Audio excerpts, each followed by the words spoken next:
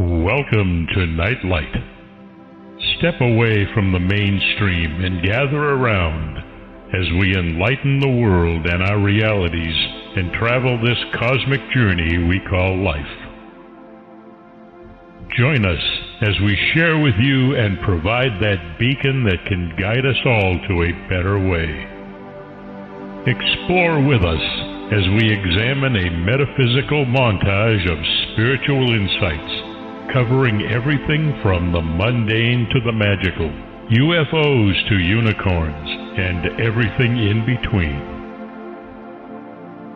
This is a time of awakening, of sharing and evolving, of spreading our wings and soaring on the cosmic breath of creation.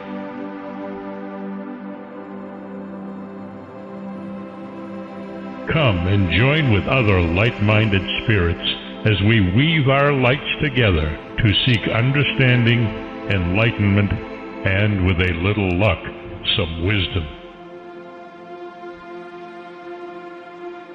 This is Nightlight, a reminder that you are never alone.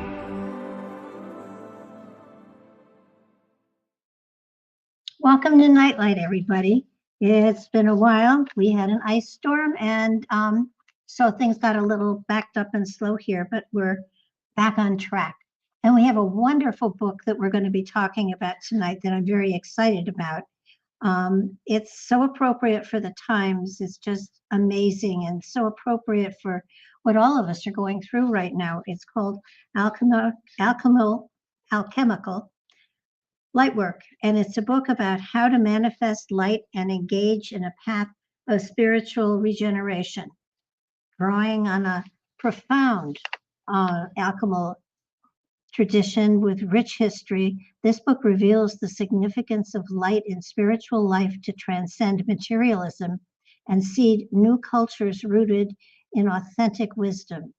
Spiritual alchemy provides a guide to transformation and regeneration of individuals, couples, and even communities.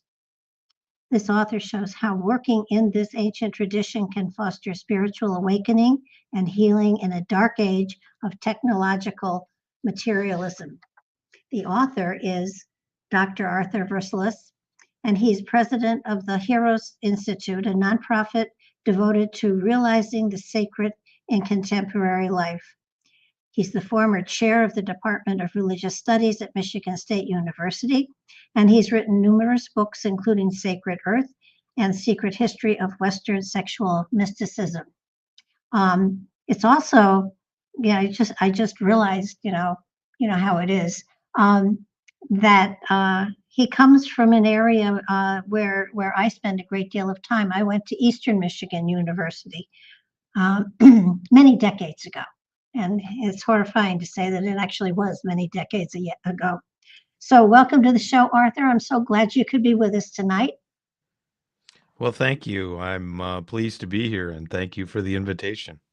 Well, it was, when I was going over where you worked at Michigan State, I thought, oh my gosh, I graduated from Eastern Michigan in 1966. So I'm familiar with that area, but you're not in that area right now. No, I'm actually in central Michigan, in a very rural area, but I'm still a professor at Michigan State, and I did my graduate work at the University of Michigan. So I'm a pretty deeply rooted Michigan guy. Well, then you know Ypsilanti, and that's where I was. So that's true. I've been there.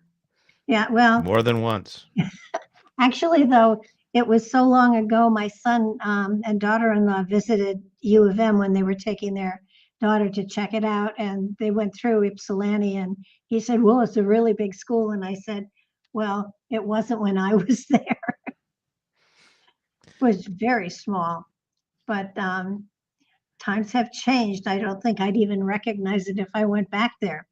I want to talk about your book because it's so profound for the times. And anybody who's in the spiritual field is noticing how we are in a dark age, or how we are coming to an end of an age and how there is mass confusion and all sorts of things going on. So your book is so appropriate for the times.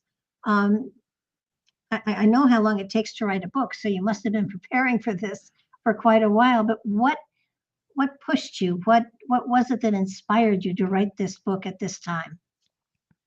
Well, when I write a book, I write it because I feel called to do it. I feel that there's an inner need to bring something out, and that it needs to be brought forth. And so that really was the genesis, not only of this book, but really all of my books. But there's also a backstory, which is that now many decades ago, I was giving a talk at a bookstore in Minneapolis, and I'd been invited there by a somewhat esoteric group to give a talk to them. And then I gave a talk at a bookstore, and at the bookstore, this gentleman came up and introduced himself, and he had under his arm this manuscript. And he said, "I think you should see this." And so we began to talk, and we've been fast friends ever since. And he is a practicing alchemist. He's worked in the alchemical tradition for many, many years, and he's also a clinical psychologist. And so he's done both of those for many years. And so I've been working with him, and we're doing a book together, which is on the depths, on the deeper dimensions of alchemical practice. And then I spoke with him about doing this book, which is a book for a general reader that gives an overview of alchemy, of spiritual alchemy, in this specific tradition that he has been working in for so many years. And so that is really the backstory of this particular book.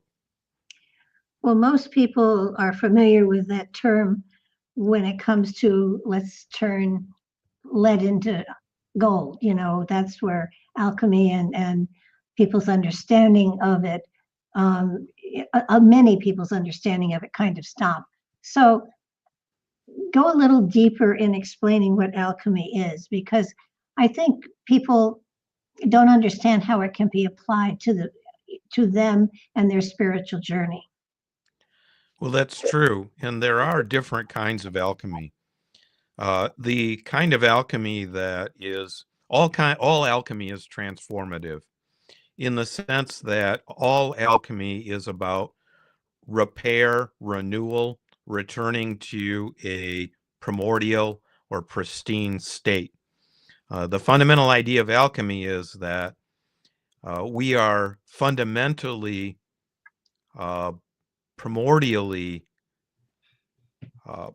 whole, but we are broken by circumstance, by our past, by the world around us, and how we are in the world. And alchemy is a way of understanding the path back to wholeness and to that original unity. And there's really three kinds of alchemy, practical alchemy. One is working with plants and creating medicines. And medicines are meant to do what? They're meant to heal and restore our wholeness. And then working with minerals, which is a much stronger way of transformative practice. And then also spiritual alchemy, which is, again, a transformative practice.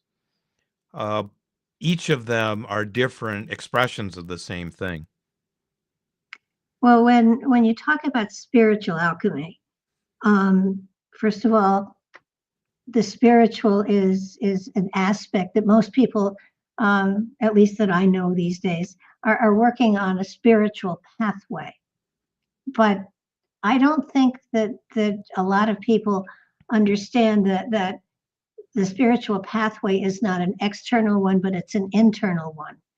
And therefore, how do we get to that place where we can open ourselves up to the portals to the pathway that is inside of us, because we are, after all, a spirit on a, we are a spirit on a human journey. So we have to transcend, we have to work through the physical reality that we have placed ourselves in order to link to the spiritual reality that we're seeking.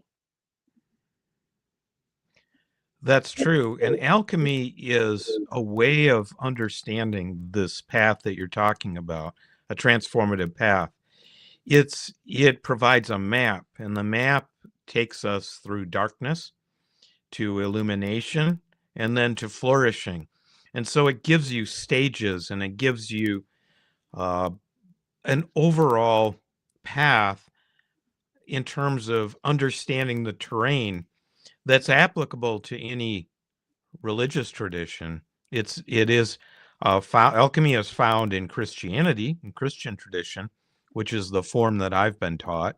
But alchemy is also found in Hindu tradition.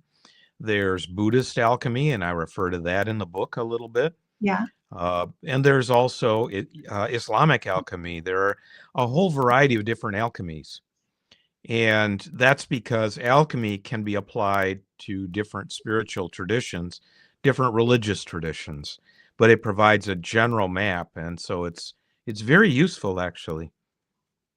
I know I have been, I did a book on the journey of the Bon monks in India, and how their spiritual beliefs don't exactly go along with the Hinduism, but are different, and yet they're the same, and how they look at spiritual evolution and growth. And I think that especially during these times, because it doesn't take a brilliant person to understand that humanity is going through an amazing shift and change at this moment in time. And so we're all looking for ways to make this journey easier, better, and bring us to a point in time where we have a golden age instead of a darker age. That's true. And part of the reason that I wrote this book was to point to what can be on the other side of some of the challenges that we're going to be facing and that we are facing now.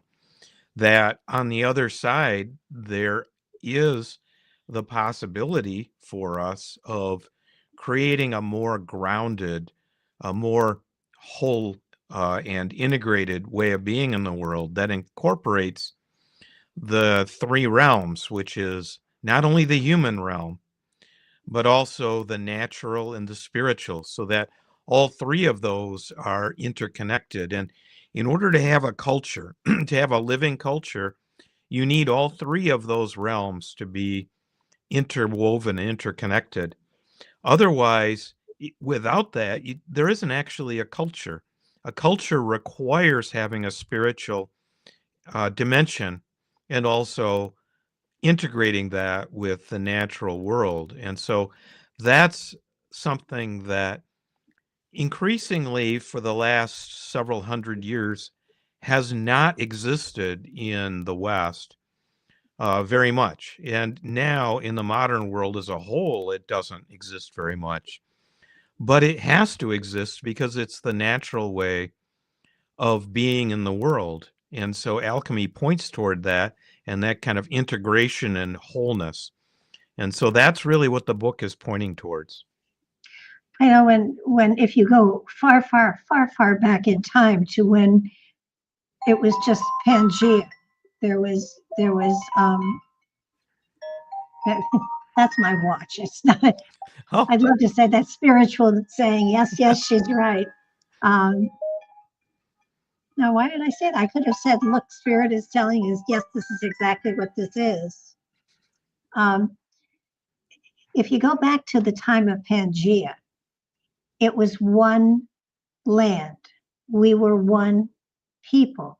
There was one culture, and we were at peace with it. We were at peace with the animals. We were at peace with each other. And then as the plates broke up, and because of climate, because of all sorts of things, society changed in each of the different plates. Humanity lost a lot of its touch with the spirit and an understanding and working with the spirit. And the times that we're in now, where in many cases the spirit is taking backseat to so much because of materialism, because of well, even AI is doing away with spirit. It's taking away our creativity, so that the times in many ways appear to be shifting us away from the spiritual realm and into a more materialistic realm that has no life to it. How do you pull away from that? How do you back off? And you don't get rid of your cell phones because you have to contact people and stuff like that. But how do you get to a point in time where you can touch in with nature, where you can look at the spiritual aspects of things instead of being so fundamentally cold and spiritless? Well, I think that's very, very true what you're referring to. I've given meditation workshops to groups of students, and I talk about this in the book. And in talking with them, I asked them about what, what their feeling was, what they were experiencing in the world, and many of them were anxious, very depressed. And I asked why. And I said, statistically, of course, that's true. This generation in college right now is the most on SSRI, mood elevating drugs, the most challenged in terms of mental health on record. Why is that?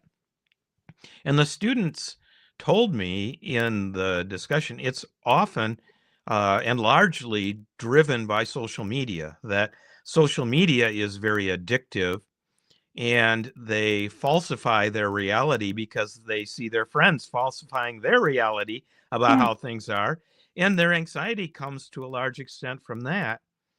But how do you chart a path out of that? And of course, teaching meditation, practicing meditation is very important in that regard. Yes. And I talk about that in a book that I published quite recently, actually around the same time as in the Alchemical Lightwork book. And it's called Breaking Through the Materialistic Deception. And that book is about exactly what the title suggests, the act of breaking through our self-deception about material reality being the only reality, which is so deeply embedded in our society that it is just astounding when you really realize it. And so that book is really taking people through the materialistic perceptions that we have inculcated in us that are there everywhere in how we see the world, and taking us through to how we begin to break through those. And so that book is kind of a complement to Alchemical Lightwork. The Alchemical Lightwork book goes much more into practice, into the practices of working with light, invoking light, and how that can work individually and for couples, and then also in terms of small communities. So those three things are all critical to developing future cultures, which is really what this book behind the scenes is pointing toward, beginning to develop a more integrated and holistic way of being in the world. When the world is going through such change, when there's war, when there's argument, when there's the darkness, and I know one of the phases you talk about is a darkness of the blackness, a time in which there is no light, and it feels as though in many cases we are in or entering into one of those time frames. I think when we talk about we are coming to the end of an age, so to speak, ages don't just flip over overnight. It's change. It's subtle change, and it takes sometimes hundreds of years for an age to be in that transition point to where the light is coming in more and more and more. And I'm not sure where we are in this particular shifting point in time. There are people who acknowledge that they are light workers. But I sometimes question as to what people think a light worker is. And to me, it's an example, it's becoming a living example of the belief that you have inside of you, as opposed to preaching with all the buzzwords and everything, and yet not living that quality. So I'm seeing people at least acknowledging the fact that there is a light path, and it's not like the light bulb light. It's a spiritual light. It's a light that is brighter and more radiant than the sun. And I'm hopeful that your book will help people understand that seeking that light within themselves is a journey they can achieve, where society as a whole may not quite be there, but the personal one is definitely there. Well, that's where it starts.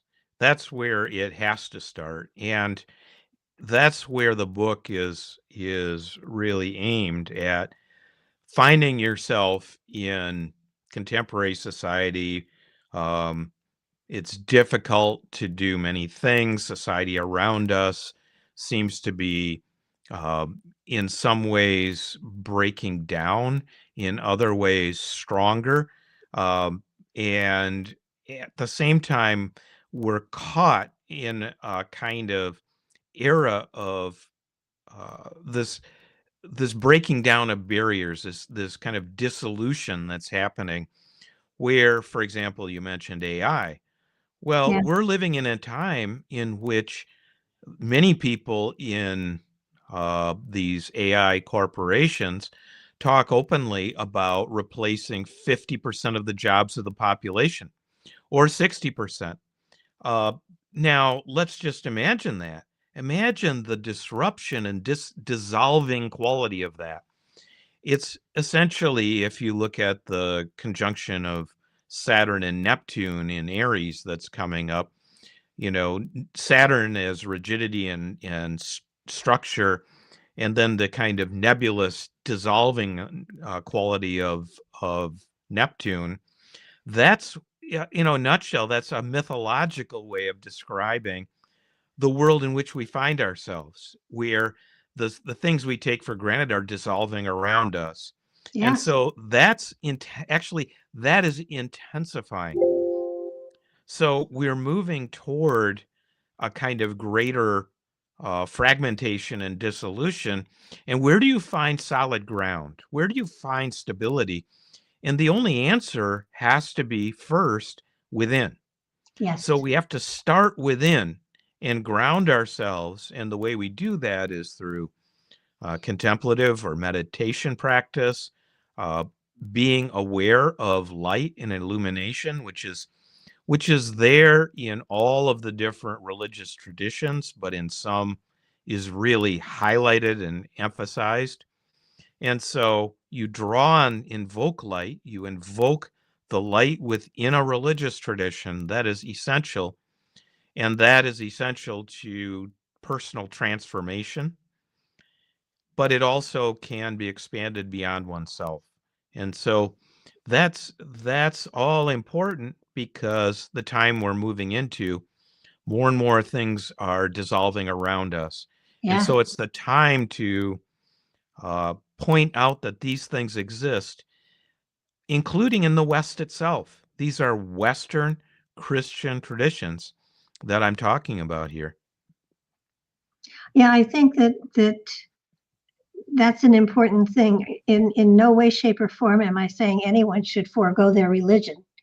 It's just a deeper way of expressing it and experience it inside yourself. And you don't have to be a churchgoer to have that kind of spiritual feeling, but many people do get it out of being in church, and therefore go for it. I just feel that, especially with AI, well, I think AI is fascinating. It's also frightening in that I'm talking about writing. People have AI writing their papers for college. How do you know that someone has used AI or has done their own work? How are you able to tell? I know how I tell, but how do you tell if you ask for a paper for someone and they hand you something that's totally brilliant? How do you know if it's them or if it's AI? Well, what I do in my courses is include a lot of discussion. And so people post and I ask them for their views, and sometimes in discussion, of course, you have back and forth. And so it's certainly possible that some people run their posts through AI for editing or something like that. But it's very, very difficult for AI to have the ring of human authenticity that comes from saying, when I was young, this is what we did. This is the organization my father belonged to, and I'm teaching right now a course actually in social enterprise and religion and social entrepreneurship. And so students are reflecting on social enterprises that they have familiarity with. Mhm. Well, you go to an AI and you just get this antiseptic, dead response. You can post it if you want, but then one of your friends who's in the class posts, well, that doesn't sound like you. So it Yeah. actually is, it depends what you ask for. If you're asking for genuine human interaction and response and developing a business plan that's meaningful to you, maybe you'll incorporate some AI kind of generated stuff, maybe. But for the most part, what I find has that ring of human authenticity that comes from back and forth. So that's how I structure my courses, actually. Well, I have found that AI does not have a sense of humor. I'm sure. So, and I for a number of years, I was a rotating minister in a spiritualist church, and I found that, looking at past sermons that other people had given, and some that I had given early on, and thankfully they didn't pay attention and they asked me back. It was, if there's humor, if there's joy, if there's excitement in what is written, most likely it's been inspired as opposed to AI'd. And so that's where I draw the line as far as looking at things people have written. But AI does such a beautiful job. I mean, it really does. My tech had looked for a bio on me and he asked AI to write it, and he showed it to me and I said, that's absolutely brilliant. You can't use it. It's not human. It's beautiful and it's accurate, but it's just from other things that I've written. But I think that there is such a danger with AI because it takes away a person's creativity. And for me, the creativity is the fuel that energizes the spiritual pathway. I think you're absolutely right on that. And, whenever I'm engaged in writing a book, I'm writing it because I know, first of all, that no book like that exists. And that when I'm writing it because it needs to exist. And it comes about in some sense, of course, I shape it. In some cases, I've read and worked in a topic for years, sometimes decades, in order to be able to do it. And yet, in the writing itself, it comes through you. And sometimes you come back and read your own work, and it comes from somewhere that you're aware of. You wrote it, you shaped it, Yeah. and yet it's not really yours exactly. It's a mysterious process, and it's also a kind of alchemical shape. It's forged in an alchemical process that has all these different aspects, and that creativity is central to it. You're absolutely right. That's essential to what it is to be human. And these Yeah. parasitic machines cannot do that. They can steal. They are great at stealing, but they are not able to do what we're talking about. It is just not possible.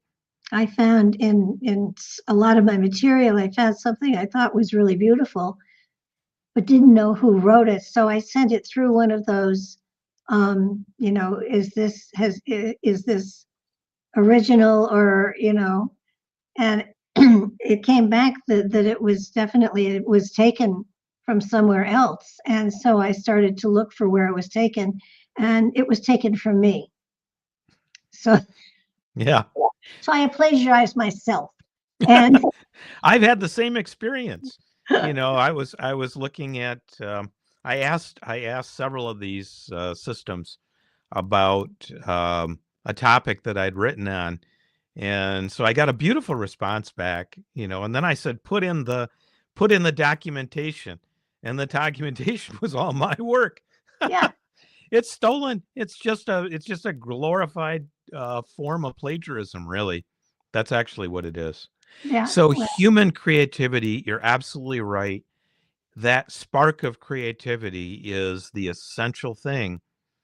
And to be in touch with that is really to be alive in a different way. And yeah. so I think that's really important for people to be aware of. Well, and I think also sometimes you'll write something that is not of you but through you. So it's a channeled form of yourself on a higher level, which is really special and exciting and magical. And when you talk about looking for the light, seeking the light, and finding it in nature and in spirit and in humanity itself, I think that your book is so important for people to read, because it gives them almost a map of, okay, how can I do this? How can I expand myself into this? And how can I stay away from those things that want to kill my creativity? And even schools today, I taught school for 25 years, and I look at schools today, and in many cases the kids are taught for a test. They aren't taught to think anymore. They aren't taught to create anymore. They're taught to perform like robots, and it horrifies me. Well, it's funny you mentioned that. I'm actually working on a book on the history of higher education and what's happening to higher education right now. What has happened to it over the past 150 years, roughly. It's an extremely interesting history, and quite sobering. But again, on the other side, and I think a lot of systems now simply need to break down. They need to break and to fall apart in order to be restored, because that's the process of alchemy. Alchemy is the breaking down and the working through the darkness, which is also our own darkness, but coming through that and invoking light allows regeneration, and that's the basis of flourishing in a more grounded way. And that's the process that will have to happen culturally as well. It's not only individual. It's not only in terms of just a couple of people. This same process also works in terms of culture. And so first you have the breakdown, where we are now. This is the breaking down. Then you have the regeneration on the other side. And that's the thing that is very easy to forget when things are breaking down. But that's on the other side. And so that's part of my calling, is to mention these things. Do you think that AI is just the newest toy that eventually we'll let go of it and find something else that's more fun to play with? Hopefully.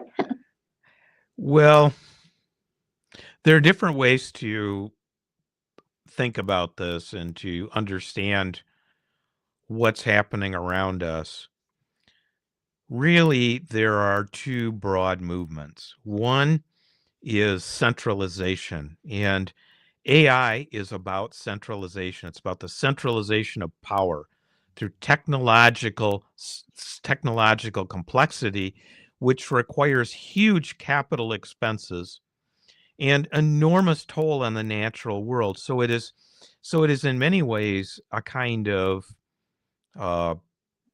you could say caricature almost of the society we have developed. But the opposite movement is decentralization. And so you have these two things happening at the same time. One, the movement towards greater and greater centralization, which cannot last. It is not possible. No totalitarian system, no matter how complex and how much people want to enforce it, can survive indefinitely. It's just not possible because it's not aligned with who we are as human beings. The opposite of that is decentralization. And that is what this book actually is about. And some people call that right, or belong to the right or political right. But it's not right or left. We're not talking about political polarities. We're talking about centralization of power and decentralization. And I am on the side of decentralization of power and the decentralization of human life to allow individual local flourishing. I think that's really vital for the future. I would agree, and yet there was a short on I forget where it was, but they had some teenagers, and they put them with a rotary telephone, and they said to them, make a phone call. And do you know they couldn't figure out how to make a phone call with the rotary phone? They would push the numbers in and pick up the receiver, and nothing. They would they couldn't figure out how to make a telephone work. And there's kids today are not taught genuine curiosity. You don't want them to take your car apart and then can't put it back together. But at the same time, I had an uncle that did that, and he had a whole pail of stuff that was left over, and the car ran beautifully. So I wouldn't want to ride in it, but it ran. But curiosity is being absolutely squashed. The desire to see what if is squashed, and the kids today just I cry because they're and we won't even go into the history they're teaching isn't accurate history either. So it's even the education system has to be reworked so that the individuals can flourish as individuals. We're not cookie cutters. Everybody's different, but we're not treating our kids that way. Well, not only are people different, but also places are different. Mm-hmm. That's why decentralization is so vital to the reemergence of living culture, because places are unique, and where you are is extremely important in terms of what kind of spiritual dimensions there are in the natural world. It's different if you're up in the mountains than if you're on the coast, or if you're in, as I am, in a Midwestern area with huge trees around you and farmland, then that has its own natural characteristics. The same is true when you travel. I made it my business to go to many different sacred sites in Western Europe, in Western France, in Scotland, in Ireland, all of these standing stones and all of these different cairns, stone cairns on the top of hills, these caves, sacred springs, and every single one has its own personality, its own characteristics, its own unique qualities. And people in great antiquity recognized that uniqueness of that place and augmented it with stone, working with stone, working with the earth, recognizing the water. And so that's a form of alchemy that we're talking about in this book, which is alchemy of working with nature and also recognizing the spiritual dimensions of nature. And that happens where you are. So if you're in New York City and you have trees in a small park near you, or there's water, or you're in really anywhere, there's a spiritual dimension to that place that's unique to it. Yeah. And that's what you need to recognize. That's part of what this book is about, because that's where culture begins to reemerge in a deeper way, which is, again, culture is the unity of the human realm, the spiritual realm, and the natural realm together.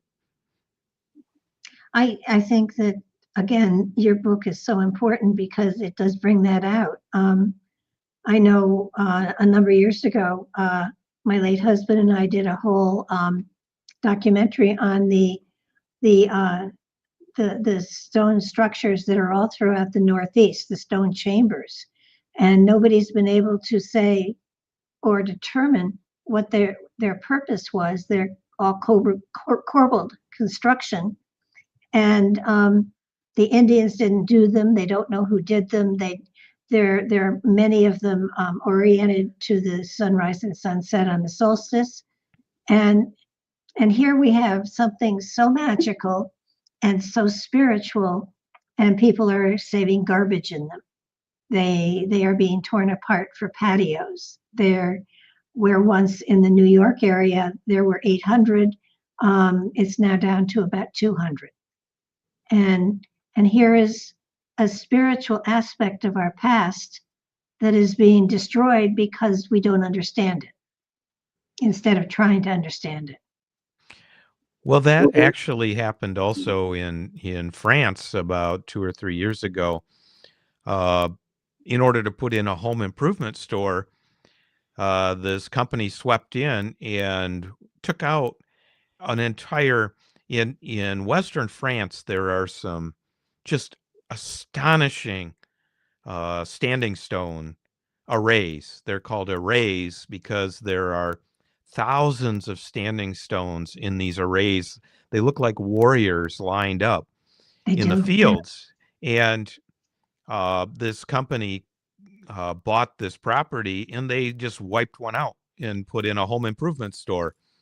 And incidentally, I put up a notice about that on the Hyros Institute website, and I linked to the story. And the story, because of the story was not covered in Western media, it was only covered actually in RT, which is a Russian news network. They covered it. And so I linked to their story, and immediately traffic slowed. So then I thought, well, I'm going to do an experiment. So I removed that link. Traffic came right back. It's very interesting to see what's happening behind the scenes. So on the one hand, you have the destruction of the place, but then you have a form of essentially censorship of talking about the destruction. But it's not overt censorship. It's just you can see it in the traffic. And then in the fact that it's not discussed. So you're absolutely right. There are many mysteries about the landscape, the sacred landscapes. Well, look at Ireland. It's Ireland, the Fae, the She, the spirit circles that are there. That local people will not destroy them if somebody comes in and destroys them, and they have all sorts of misfortune, and which I think is cool. But the element of, it's not just that it's special and that there's special energy there. It's that it's not a person, but it is an energy that generates some sort of behavior to the people around it, so that it's real energy. It's not in somebody's mind, and so much so that the local people honor the She and won't destroy any of these particular structures that they have around them, not even for a road to go through or something like that. So, and it's kind of like this country. Why can't Americans have that kind of honor for special places? Because I think we've probably destroyed so many in our flight for industry and materialistic things that we've lost some of the magic that has been in the landscape all along. That's true. I used to travel to different American Indian sacred places, accompanied by friends of mine, tribal friends of mine. We would go out and visit different sites. So I've been to many sites, and I've seen the destruction that's been wreaked upon them as well. So there'll be a wall of only in a certain direction. It'll only be a particular direction, only near water, only it has these characteristics, and then you'll see these images carved in, the petroglyphs. And often people will come and write, Jimmy loves Susie, or class of 1989, or who knows what. But the place itself often still exists. Sometimes it's pristine. So that does exist. But what is going to be necessary on the other side of the kind of changes that we're going to go through is a reconstitution, a regeneration of exactly what you're talking about, which is an understanding that we human beings and nature and the spiritual realm all are interconnected. And so we will need to restore that and regenerate that. And that's how culture emerges. And you see that, for example, in Shinto tradition in Japan. In Japan, Japanese Shinto tradition, you have this complex cultural manifestation out of what? Out of nature and out of the kami, the spirits in nature. And so all three are interwoven, and that's what produces this tradition. And that's how traditions emerge all around the world. And there's no reason at all that can emerge also in the United States or anywhere. Well, we've got in this country, we've got the balanced stones, and some of these stones that are balanced are as large and heavy as a locomotive, and they're standing on a single point, and you can't knock them over. And people don't understand them, so they ignore them. But there's magic there. There's something special there. I know we went and investigated a lot of them, in that Patrick kept saying, don't touch it if you knock it over, and I said, there's no way I can knock this over. And there were no rods in them, because I had a metal detector. I thought, there's got to be iron in it. There's got to be a reason this can stand like this forever. And they were huge, and there was graffiti all over them, and people ignored them and walked around them like it was, natural that rocks stood like this. And it's sort of like, pay attention to what nature is showing you. It's showing you, it's giving you a message, and you're not respecting it, for one thing. And for another, it's sort of like, you can assimilate what that magic is into yourself and improve your life. But they're not doing that. I mean, the stones bothers me, obviously. But as a culture, we are drifting away from the magic that created so many wonders. That your book is going to help to awaken, I hope, within people the discovery of the magic that's all around them and enlighten their way to a better way of living in life. Well, that's my aim, and that's a good way to describe the aim of the book. I've also created some courses which are on Hyros Institute. There's one that's tied directly to this book, and that has the same title as the book. And then there's another called Becoming Conscious, which is about different practices. It's actually about understanding literature and philosophy and art in terms of becoming more conscious, developing our consciousness and understanding the humanities as different aspects of developing our awareness and our consciousness of each other and of our capacity. So that's a new way or a different way of understanding the humanities. And then I have also a course called The Short Way, which is an overview of a Christian mystical tradition, which is directly related to alchemy, but it's focused primarily on a specific Christian contemplative practice. So those are all on Hyros.institute, and they're ways for people to, I don't get any income from those, actually.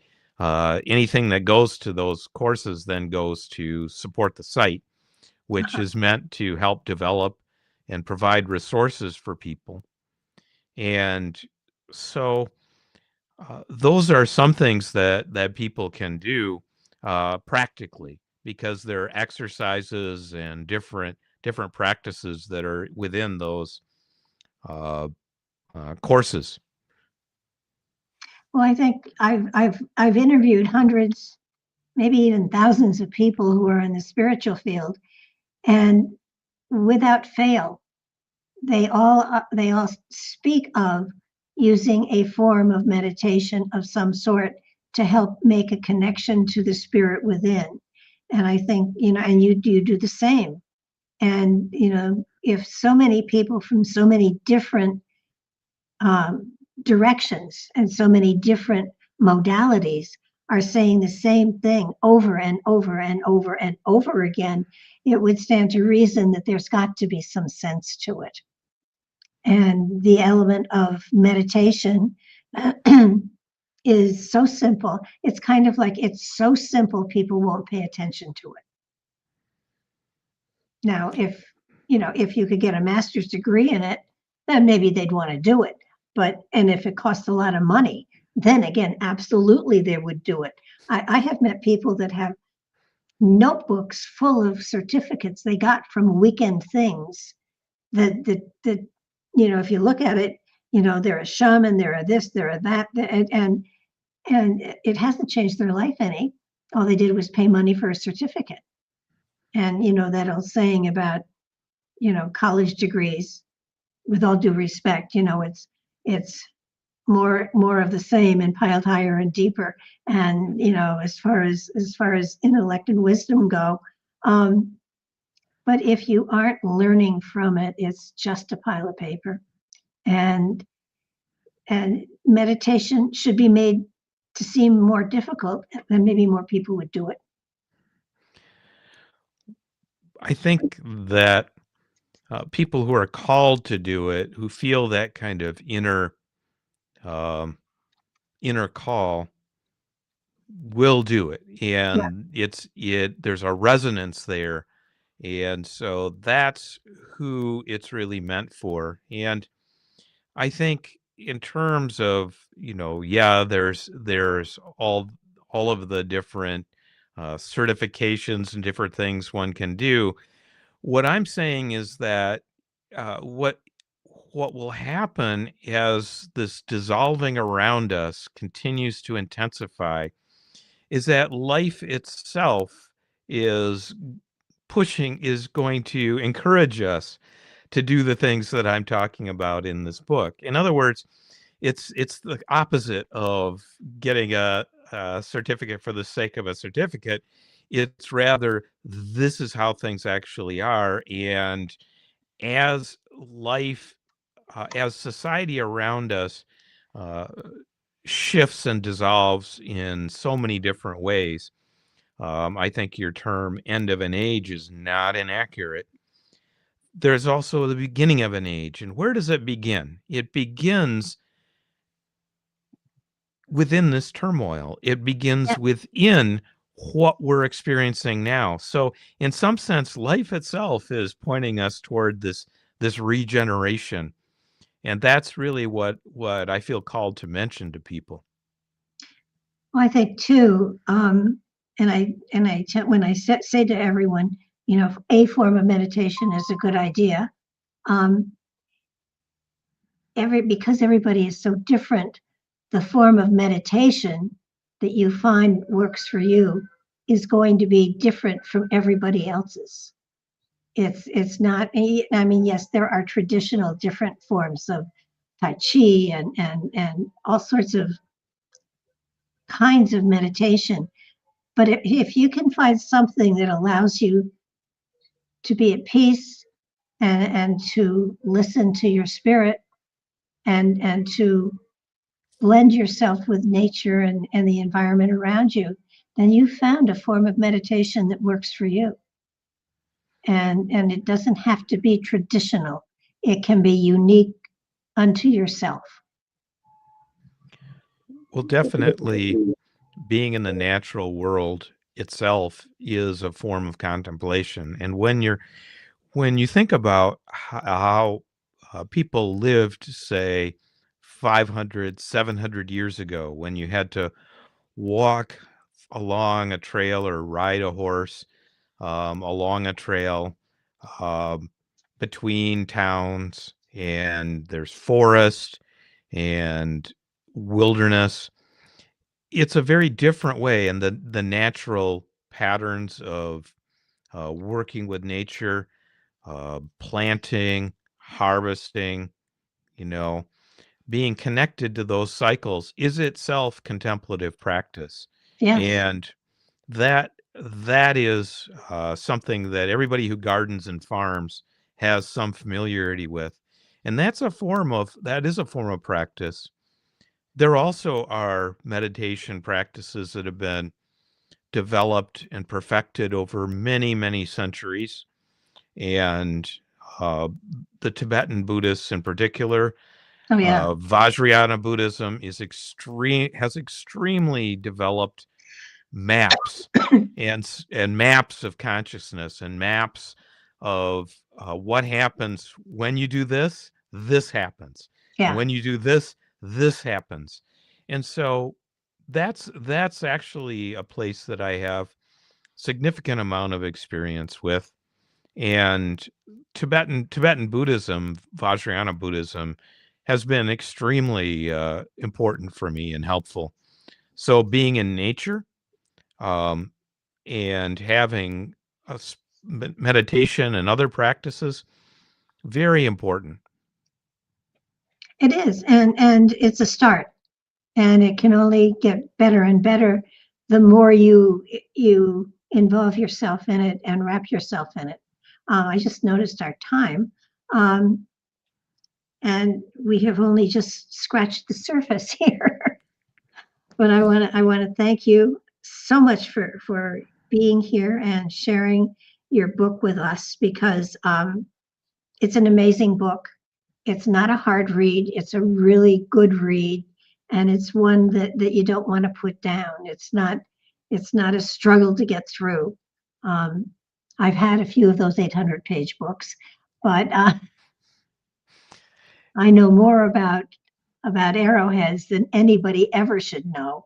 But your book, it's an awakening, and that's what I like about it. people will read it and they'll go, aha, that makes sense.